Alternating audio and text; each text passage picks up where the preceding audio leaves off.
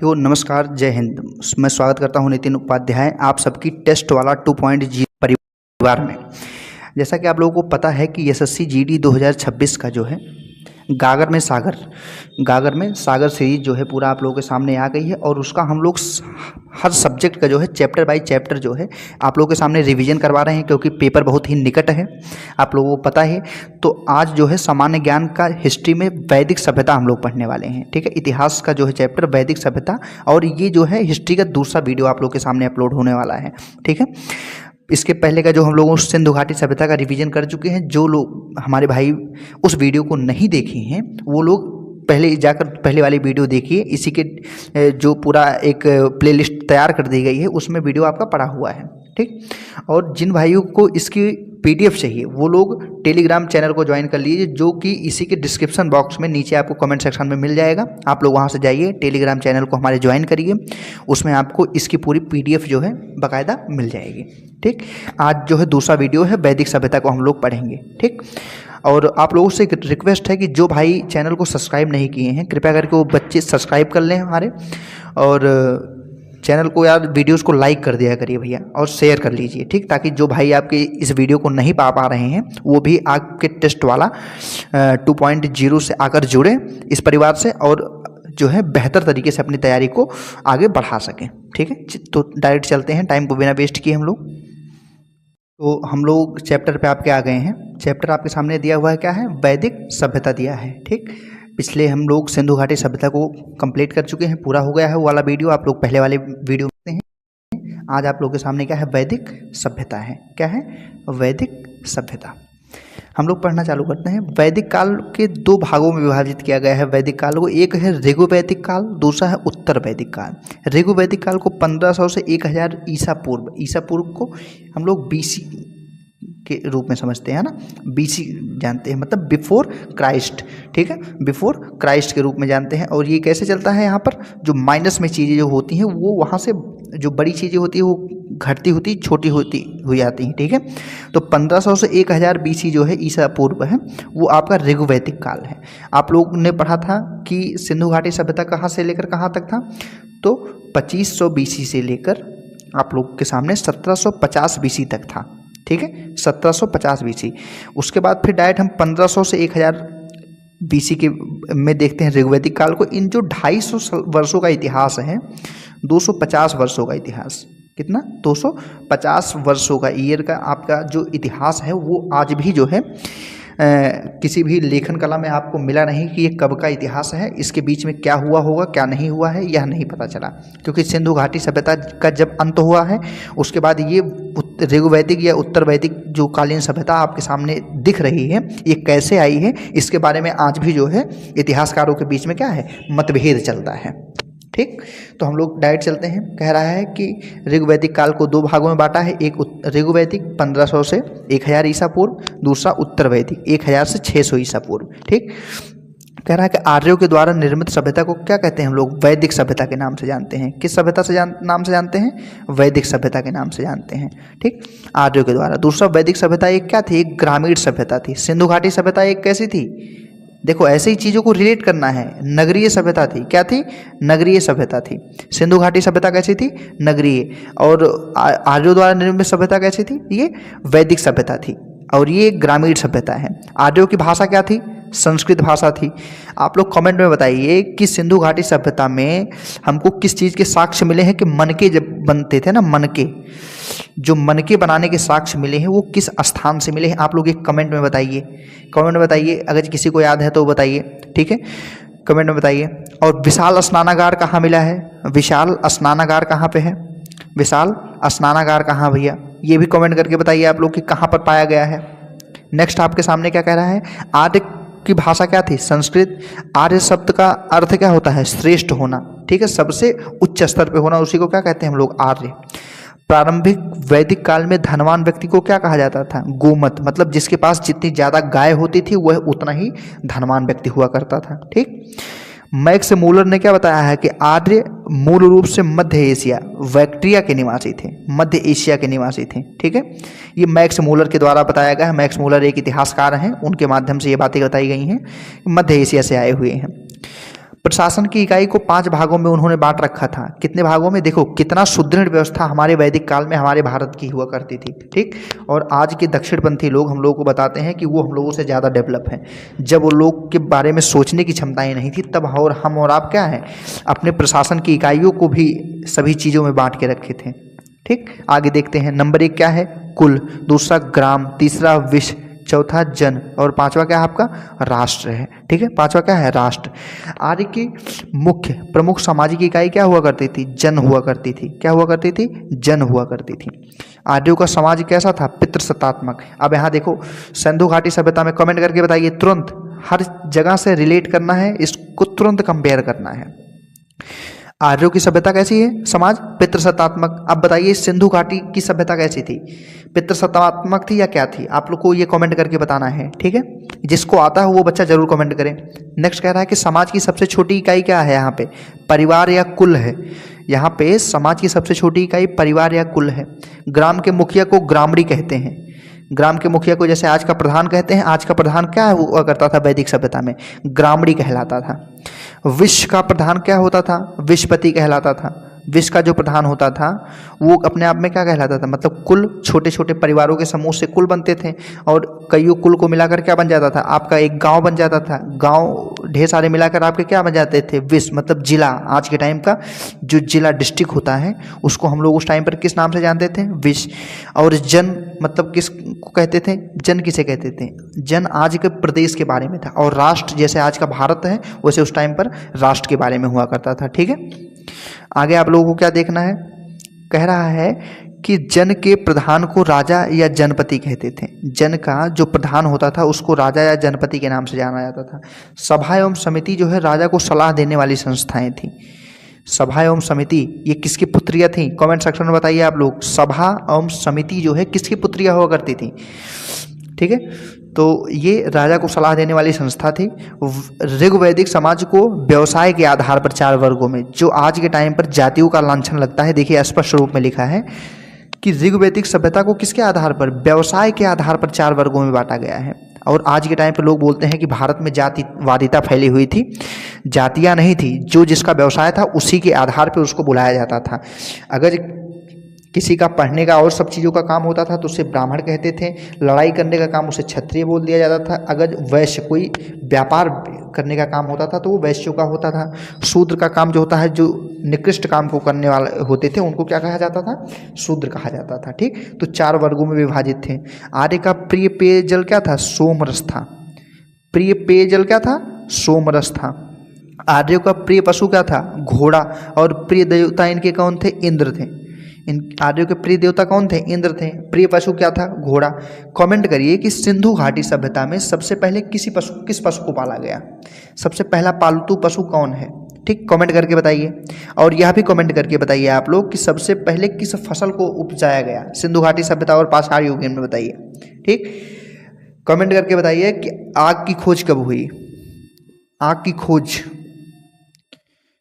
खोज कब हुई? कमेंट करके बताइए। ठीक, आगे देखते हैं हम लोग क्या कह रहा है। कह रहा है कि वैदिक आर्य जो है सप्त सिंधु नामक क्षेत्र में रहते थे। कहाँ पे? सप्त सिंधु, जिसका अर्थ होता था 7 नदियों का समूह द्वारा अपवाहित क्षेत्र जो होता है, 7 नदियों, उसको सप्त सिंधु भी बोला जाता था। ठीक है, नेक्स्ट क्या कह रहा है? कह रहा है कि ऋग्वैदिक आर्यों का मुख्य व्यवसाय क्या था? पशुपालन था। आप कमेंट करके बताइए कि सिंधु घाटी सभ्यता या उससे पहले जो था पूरा पाषाण कालीन युग था, हम लोग खेती करना कब चालू कर दिए थे? कृषि पर डिपेंडेंट कब हुए थे? कृषि पर निर्भरता हमारी कब आई थी? आप लोग कमेंट करके बताइए इसको। उत्तर वैदिक आर्यों का मुख्य व्यवसाय आज के टाइम पर कृषि था।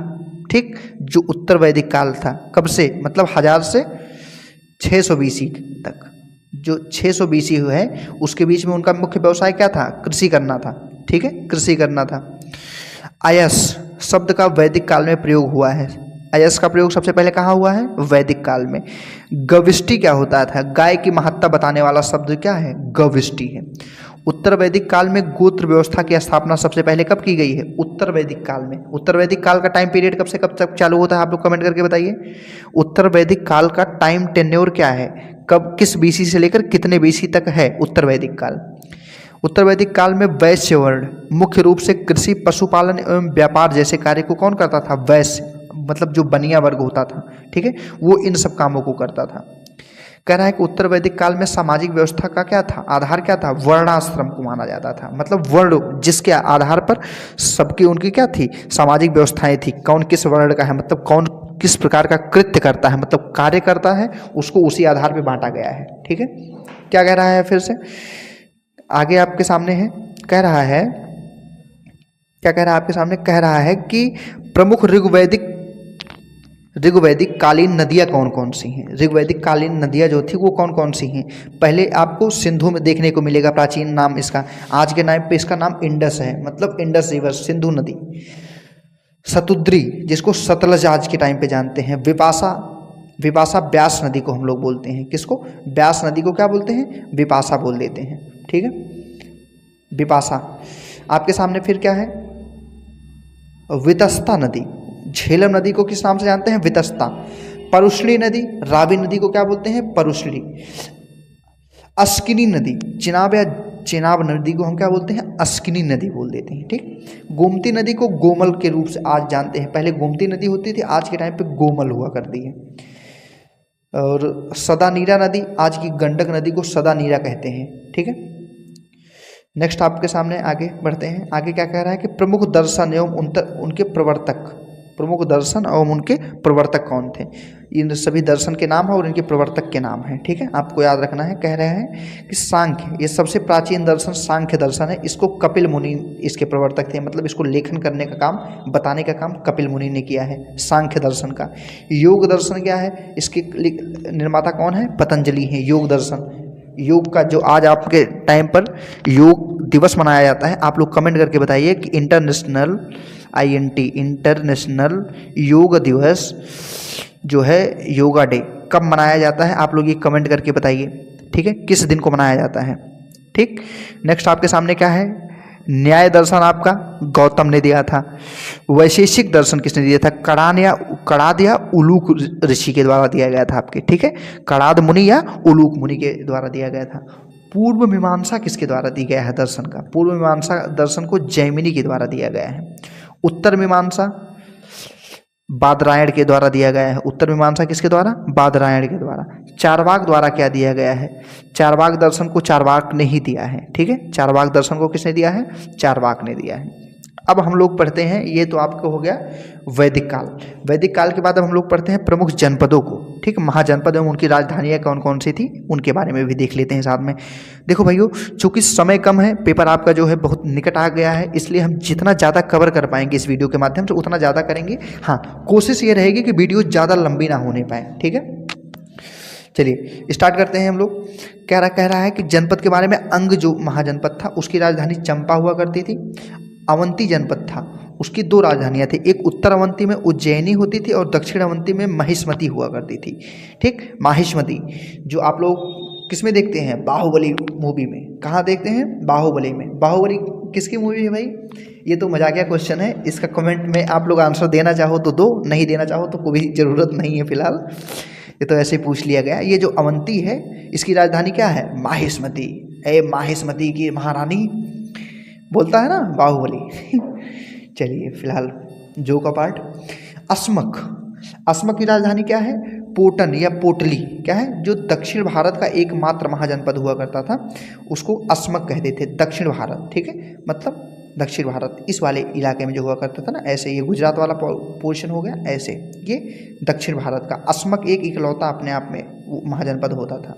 ठीक, चेती या चेदी जनपद, उसकी राजधानी क्या थी, शक्तिमती थी या सोत्तीवती थी, सोत्तीवती या शक्तिमती। शक्तिमती जो है न्यू नेम है, इसी नाम से क्वेश्चंस भी यहाँ पे आते हैं, तो शक्तिमती को आपको याद रखना है ना, चेदी या चेती जनपद का। गांधार जनपद की तक्षशिला राजधानी हुआ करती थी। काशी की वाराणसी हुआ करती थी।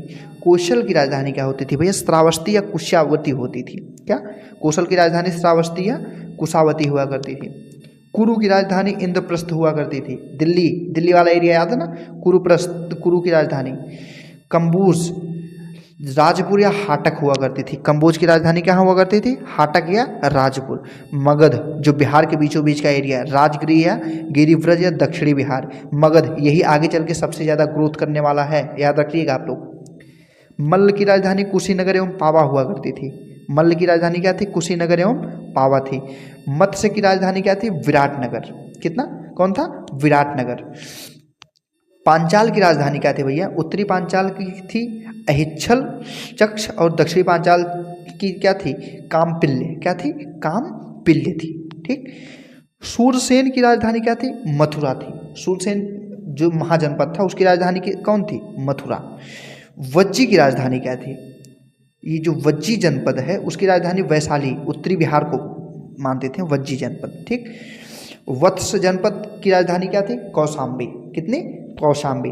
आप लोग कमेंट करके ये बताइए हमको, अगर आप लोग पढ़े हैं और आप लोग को जानकारी ये है तो आप बताइए कमेंट करके कि महाजनपद जो थे वो कितने थे, उनकी संख्या कितनी थी महाजनपदों की। ठीक है, पहला ऑप्शन ये कि महाजनपद कितने थे, कितने, उनकी संख्या बताना है आपको। ये पहला सवाल आपका हो गया। दूसरा सवाल आपको ये बताना है कि वर्तमान के भारत के अलावा ऐसा कौन सा महाजनपद था जो आपके इस भारतीय नक्शे से जो है आज के टाइम पे कटा हुआ है। ठीक, ये भारत के नक्शे से बाहर आज का कौन सा महाजनपद जो यहाँ पर है आज के टाइम पे। ठीक, ये आपका भारत का नक्शा है और ये जनपद यहाँ पर हुआ करता था। तो भारतीय भूभाग से दूर वर्तमान दृश्य को देखते हुए, ठीक, बताइए ऐसा कौन सा महाजनपद है जो बाहर है। ठीक, नेक्स्ट आप लोग देखिए, हम लोग जैन धर्म के बारे में पढ़ेंगे आज, साथ में ही जैन धर्म को भी कंप्लीट कर लेते हैं। ठीक है, क्योंकि समय बहुत कम है, मैंने बताया है, तो जितना ज़्यादा से ज़्यादा कवर हो जाएंगी चीज़ें, एक बार रिवाइज हो जाएगा उतना ही ज़्यादा ठीक है। ठीक है,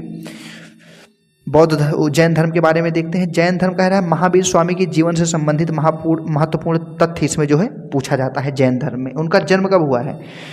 540 से 599 ईसा पूर्व में, बीसी में, 540 से 599 बीसी तक।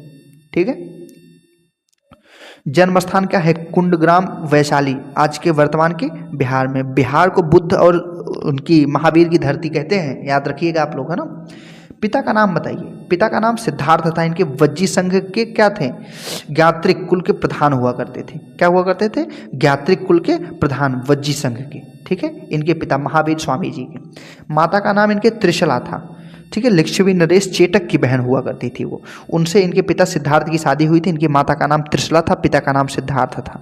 ठीक है, वो वज्जी नरेश थे और ये लिच्छवी नरेश चेटक की बहन थी।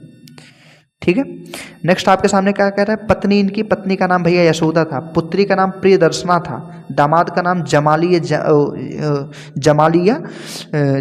उनका नाम था। ठीक है, दोनों में से कुछ भी एक नाम बोल सकते हो, याद रखना है आपको। इनकी दामाद का नाम था। इनकी पुत्री की इनसे क्या हुई थी? शादी। मृत्यु कब हुई है?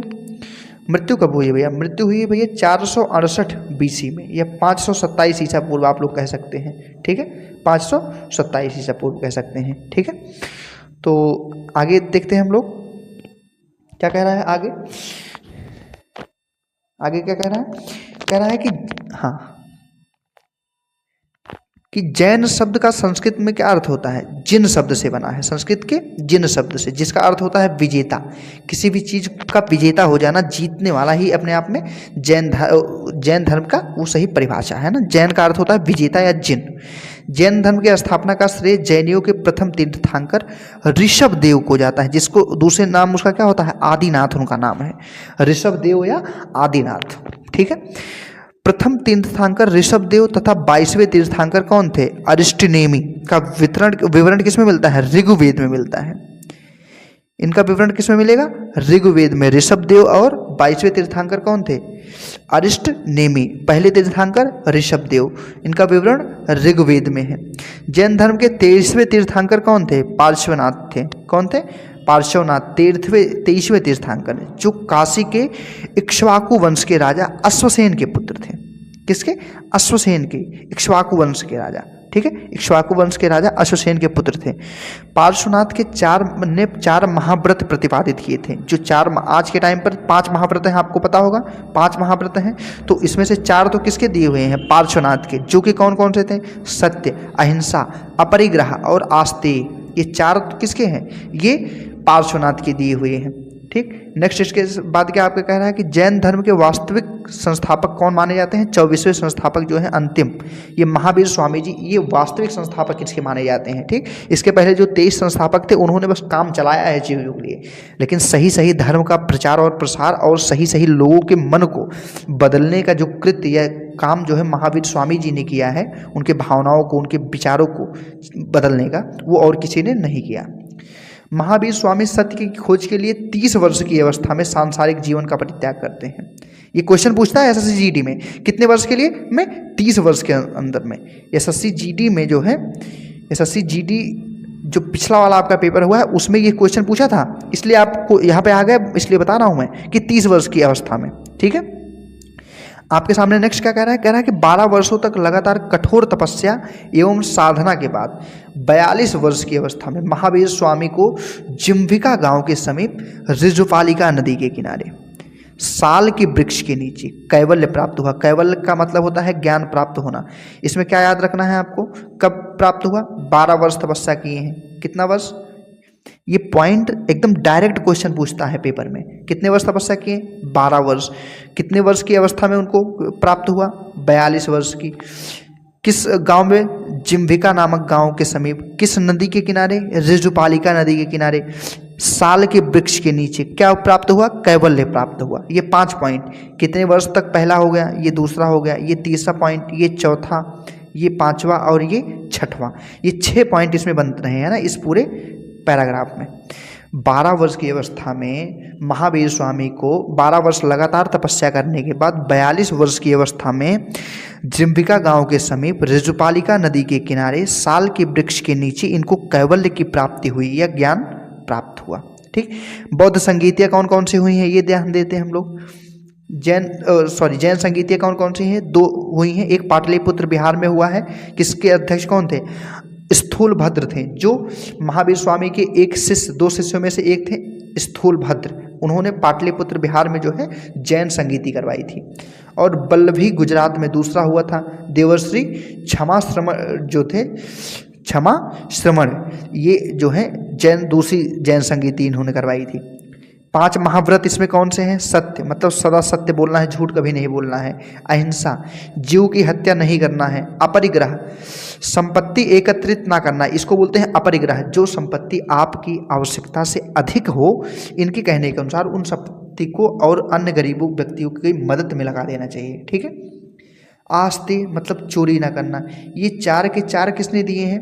ये 4 के 4 किसने दिए हैं? पार्श्वनाथ जी ने दिए हैं। जो 5वां ब्रह्मचर्य है, ये इंद्रियों को वश में करने वाली बात, ये महावीर स्वामी जी ने दी है। किसने दी है? ये स्वामी महावीर जी ने दी है। ठीक है। 5वां महाव्रत जो है ब्रह्मचर्य, ये महावीर स्वामी के द्वारा दिया गया व्रत है। ठीक है। अब आगे देखते हैं त्रिरत्न। इनके 3 रत्न भी थे। त्रिरत्न कौन कौन सा था ये देखने की कोशिश करते हैं। 3 रत्न कौन था? एक सम्यक दर्शन है। क्या है? एक सम्यक दर्शन है, जिसको वास्तविक ज्ञान बोलते हैं। एक सम्यक ज्ञान, सत्य में विश्वास करना। सम्यक आचरण, मतलब सांसारिक विषयों से जो है, सम्यक का मतलब होता है समान या बराबर। ठीक है। दर्शन, वास्तविक ज्ञान होना चाहिए बराबर। सम्यक ज्ञान मतलब सत्य में विश्वास आपका भी होना चाहिए। और सम्यक आचरण का मतलब सांसारिक विषयों में आपका जो है आचरण जो होता है वो सरल होना चाहिए। ठीक है। तो ये चीज़ें याद रखिए और साथ में आगे देखते हैं इसमें क्या दिया हुआ है। नेक्स्ट आपके सामने आगे क्या कह रहा है? कह रहा है कि संलेखना प्रथा क्या है? क्या कह रहा है? संलेखना प्रथा क्या है? तथा यह संथारा प्रथा जो है ये जैन धर्म से संबंधित है। संलेखना या संथारा प्रथा जो है ये जैन धर्म से संबंधित है। जैन धर्म को सामान्य बोलचाल की भाषा कैसी थी? प्राकृतिक थी। जैन धर्म की सामान्य बोलचाल भाषा कौन थी? प्राकृत थी। जैन साहित्य को आगम कहा जाता है। जैन साहित्य को क्या कहते हैं? आगम। जैसे हिंदुओं में भगवत गीता, मुस्लिमों में जो होता है कुरान होता है। ठीक है। वैसे ही जैनियों में क्या होता है? आगम होता है। जैन ग्रंथ क्या है? भगवती सूत्र के 16 महाजनपदों का उल्लेख इसमें वर्णित है। जैन ग्रंथ में जो भगवती सूत्र है इसमें 16 महाजनपद के बारे में बताया गया है। तो महाजनपद कितने हैं? 16 है। आप लोगों को पता है ना 16 महाजनपद। मैंने पूछा था अभी थोड़ी देर पहले क्वेश्चन में। भगवती सूत्र जो है, जो जैन ग्रंथ है एक, उसमें महावीर स्वामी के जीवन से संबंधित सभी विषय के बारे में बताया गया है भगवती सूत्र में। ठीक। आगे क्या कह रहा है, कह रहा है कि जैन धर्म के तीर्थंकरों का जीवन चरित्र क्या है, एक कल्पसूत्र में वर्णित है। किसमें? कल्पसूत्र में, जिसकी रचना किसने की है? भद्रबाहु ने संस्कृत भाषा में। पूछता है कि कल्पसूत्र किसकी रचना है? भद्रबाहु की रचना है। किस भाषा में निर्मित है? संस्कृत भाषा में। उसमें किसके जीवन चरित्र के बारे में बताया गया है? अब ये लोग आप कमेंट में करके बताइए कि कल्पसूत्र में किसका जीवन चरित्र के बारे में चर्चा की गई है। जो कल्पसूत्र है आपके सामने, ये किसके जीवन के बारे में बताता है? मस्तकाभिषेक जो है, ये जैन धर्म का एक महापर्व है। महामस्तकाभिषेक जो होता है, ये जैन धर्म का महापर्व है। प्रमुख जैन तीर्थंकर एवं प्रतीक चिन्ह। इससे भैया डायरेक्ट क्वेश्चन पूछता है, इससे डायरेक्ट क्वेश्चन पूछता है कि जो ऋषभदेव हैं या महावीर स्वामी हैं या पार्श्वनाथ जी हैं, उनका प्रतीक चिन्ह क्या है, ये बताइए। 4 ऑप्शन आपके सामने देगा, तो इसको जरूर याद रखिएगा। ऋषभदेव, ये थोड़ा कॉमन है, पूछा जाता है, लेकिन जरूरी नहीं कि इस बार पूछ लिया जाए। ज़्यादा संभावना जिसकी होगी वो हम जरूर बताएंगे आपको, ऋषभदेव। लेकिन याद रखिए कि इनका होता है वृषभ, ऋषभ से वृषभ या बैल या सांड, आप लोग याद रख सकते हैं इनका, ठीक है। तो ये कॉमन बन गया, इसलिए इसको एग्जामिनर इस पर ज़्यादा ध्यान नहीं देते हैं हम। संभवनाथ अश्व जिसका घोड़ा होता है, सुपार्श्वनाथ जो होते हैं ये स्वस्तिक या स्वास्तिक होता है, ठीक है।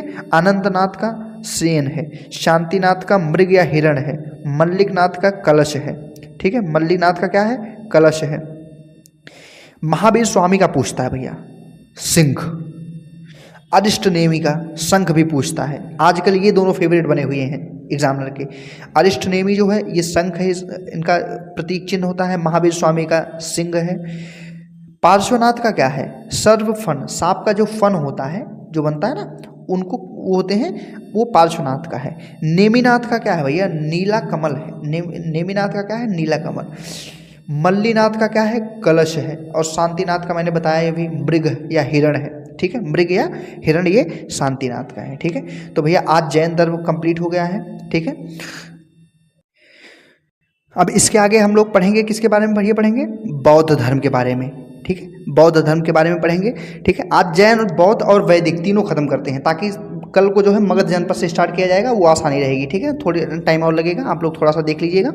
बौद्ध धर्म के बारे में 5 मिनट में चीज़ें जो है फिनिश हो जाएंगी, आप लोग टेंशन मत लीजिए, ठीक है। बौद्ध धर्म के बारे में हम लोग देखते हैं ना। बौद्ध धर्म के कह रहा है कि बौद्ध धर्म के जीवन के संबंधित चीज़ों को बता रहे हैं। कह रहे हैं इनका जन्म 563 BC में हुआ है। जन्म स्थान क्या है भैया? लुम्बिनी, नेपाल में। बचपन का नाम इनके सिद्धार्थ है। पिताजी का नाम शुद्धोधन है, जो शाक्य गण के प्रधान हुआ करते थे, शुद्धोधन। माता का नाम क्या है? महामाया। माता का क्या नाम है?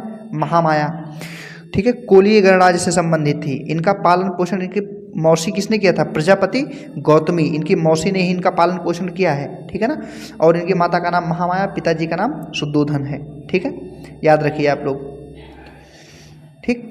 आगे देखते हैं हम लोग क्या कह रहे हैं। इनके पत्नी का क्या नाम भैया? यशोधरा है। पुत्र का नाम राहुल। सारथी का नाम इनके चन्ना या चाण, जो जिस सारथी के दिखावे की वजह से इन्होंने अपना पूरा जीवन ही बदल दिया, वो चन्ना नाम था, जो इनको रथ पे बैठाकर सारथी बनकर निकला था भ्रमण करवाने के लिए। घोड़े का नाम भैया कंथक था। घोड़े का नाम भी पूछा जाता है, याद रखना। SSC GD 1 लाइनर क्वेश्चन का यार पूरा एग्जाम है, वो कुछ भी पूछ लेता है, ठीक है। तो कंथक याद रखेंगे। मृत्यु इनकी कब हुई थी? 483 BC में। 483 BC में। 483 BC में। जन्म इनका कब हुआ है? 563 में, और मृत्यु 483 ईस्वी में, सॉरी BC में, ठीक। आगे क्या कह रहा है? कह रहा है कि 29 वर्ष की अवस्था में सिद्धार्थ ने घर छोड़ा। अब आप लोग बताइए, अगर अभी थोड़ी देर पहले ध्यान से पढ़े हैं तो बताइए कि महावीर स्वामी जी ने कितने वर्ष की अवस्था में घर को छोड़ा है, ठीक। इन्होंने कितने वर्ष में? 29 वर्ष में सिद्धार्थ ने घर छोड़कर ज्ञान की तलाश में निकल पड़े। 6 वर्षों तक लगातार भटकने रहने के बाद 35 वर्ष की अवस्था में उरुवेला, जो वर्तमान का बोध गया है, उरुवेला में एक रात पीपल वृक्ष के नीचे, किस वृक्ष के? पीपल, बोधि वृक्ष जिसको बोलते हैं, के नाम से सिद्धार्थ को क्या हुआ? किसकी प्राप्ति हुई? ज्ञान की प्राप्ति हुई आपको, ठीक है। इनको ज्ञान की प्राप्ति हुई। कमेंट में आपको 3 चीज़ें बतानी है कि महावीर स्वामी को किस नदी के तट पर ज्ञान की प्राप्ति हुई है, कितने वर्ष की अवस्था में, वो नदी का नाम बताइए, वो वर्ष बताइए कि कितने वर्ष में प्राप्त हुआ है उनको। ये सब कमेंट करके आप लोगों को क्वेश्चन का आंसर देना है, अगर आप लोग ध्यान से चीज़ों को पढ़े हैं तो। अदरवाइज बस वैसे देख रहे हैं, टाइम पास कर रहे हैं तो बात ही अलग है, ठीक है।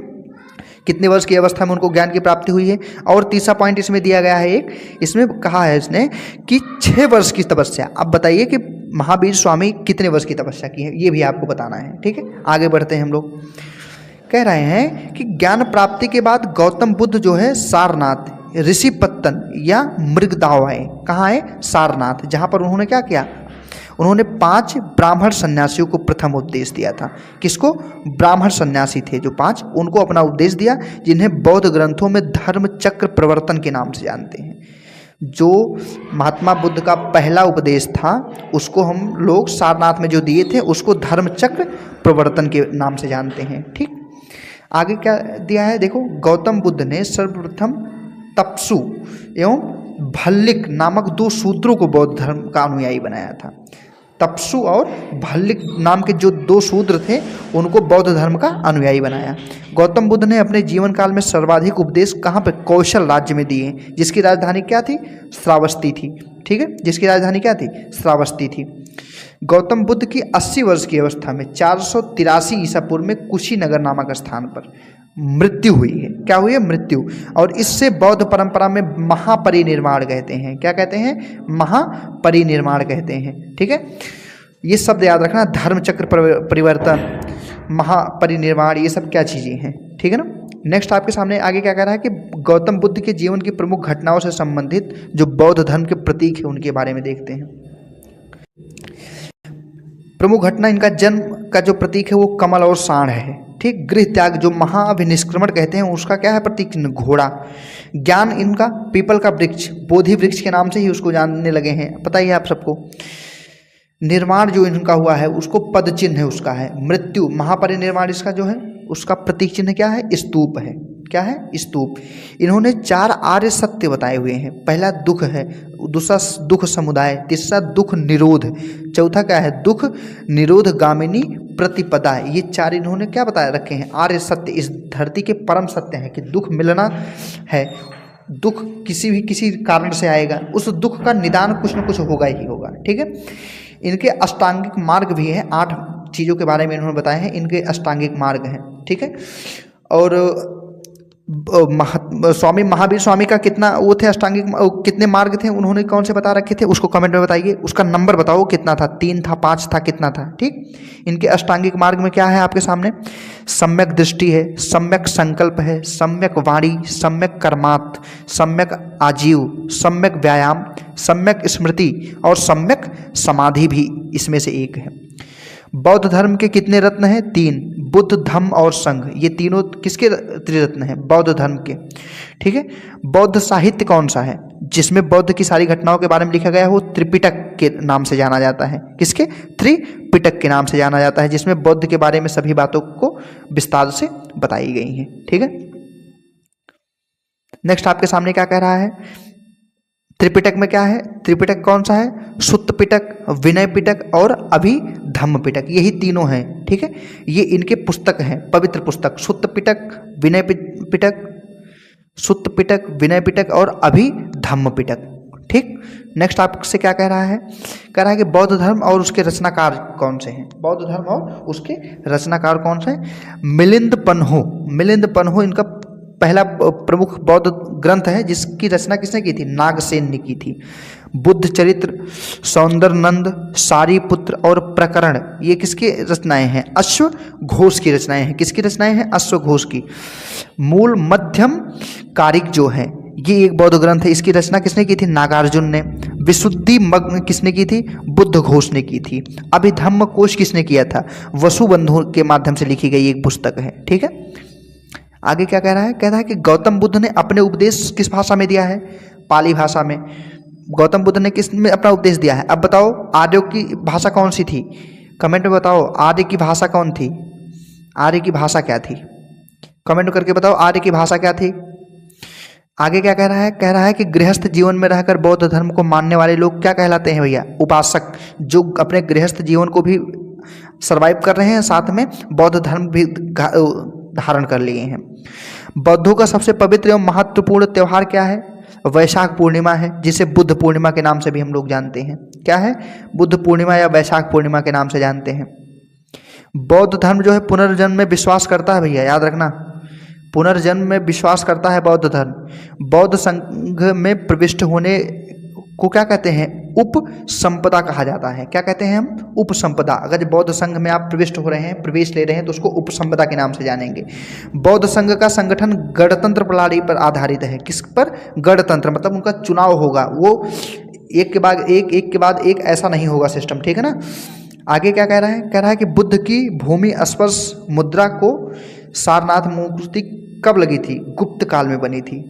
बुद्ध की जो भूमि स्पर्श मुद्रा की सारनाथ मूर्ति है वो गुप्त काल में बनाई गई थी, याद रखना। गौतम बुद्ध को एशिया का ज्योतिर्पुंज, लाइट ऑफ एशिया किसके कहा जाता है? गौतम महात्मा बुद्ध को एशिया का ज्योतिर्पुंज के नाम से भी जानते हैं, ठीक है। गौतम बुद्ध को एक के जीवन पर एडविन अर्नाल्ड नाम का एक आदमी था, उसने एक पुस्तक लिखी है लाइट ऑफ एशिया, ठीक है। लाइट ऑफ एशिया नाम की एडविन अर्नाल्ड नामक एक व्यक्ति ने लिखी है गौतम बुद्ध की, ठीक है। बौद्ध संगीतियाँ भैया 4 बौद्ध संगीति हुई है। कौन कौन सी हुई है इसके बारे में देख लेते हैं हम लोग थोड़ा सा, ठीक है। ये लास्ट पॉइंट है आपका, ठीक है। बौद्ध संगीतियों में प्रमुख बौद्ध संगीति कौन सी है?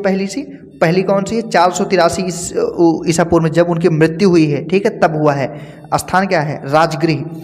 शासनकाल किसका था? अजातशत्रु का था। अध्यक्ष कौन था? महाकश्यप थे।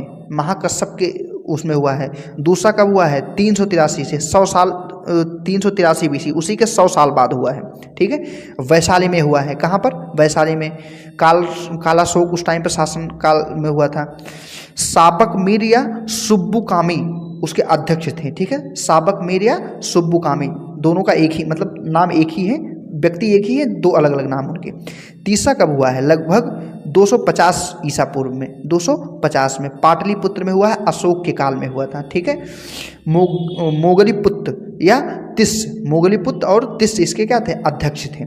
चतुर्थ और आखिरी जो उनका बौद्ध संगीति हुई है, चतुर्थ में क्या था? ईसा की प्रथम शताब्दी में हुआ था, जब ईस्वी चालू हो गया था तब। उसे माना जाता है 83 AD में हुआ था, ठीक है। 83 AD में किसी पुस्तक में आपको देखने को मिल जाएगा, ठीक है।